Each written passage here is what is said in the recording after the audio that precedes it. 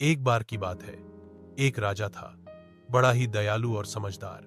लेकिन उसके 3 बेटे इतने खड़ूस थे कि पूरा महल उनके गुस्से से कांपता था। पहला बेटा गुस्से में हर समय हूं कहता था। दूसरा बेटा खाने में नमक ज्यादा हो तो पूरे रसोइये की क्लास लगा देता। तीसरा बेटा इतना नक चढ़ा कि आईने में खुद को देखकर भी बोलता, कितने बेवकूफ लग रहे हो आज।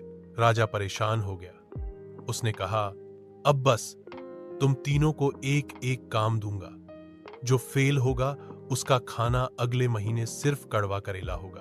पहले बेटे को भेजा गया किसानों के पास। उसने जाकर पूछा, बताओ काम कैसा चलता है। किसान बोला, बहुत मेहनत लगती है।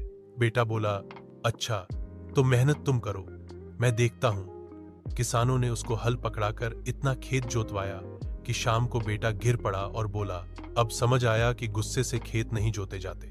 दूसरे बेटे को भेजा गया बाजार। वो बोला, मैं सबको स्मार्ट बनाऊंगा। उसने सब दुकानदारों से कहा, जो भी ग्राहक आए पहले उससे 10 रुपए ज्यादा मांगो। ग्राहकों ने हंगामा कर दिया और उसके ऊपर पकी हुई टमाटर प्याज की बरसात कर दी। वो भागते भागते समझ गया कि ईमानदारी ही सबसे बड़ा व्यापार है। तीसरे बेटे को भेजा गया गरीब बच्चों के पास। उसने कहा, मैं तुम्हें हंसाना सिखाऊंगा। फिर उसने जोकर की तरह नाक पर मिट्टी की पिचकारी लगाई और खुद ही गिर पड़ा। बच्चे हौंस हौंस कर लौटपोट हो गए। तीसरे बेटे ने पहली बार देखा कि लोग डर से नहीं, खुशी से भी तालियां बजाते हैं।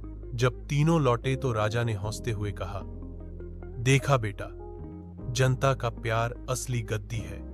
और हां, अब तुम तीनों खड़ूस से क्यूट बन गए हो।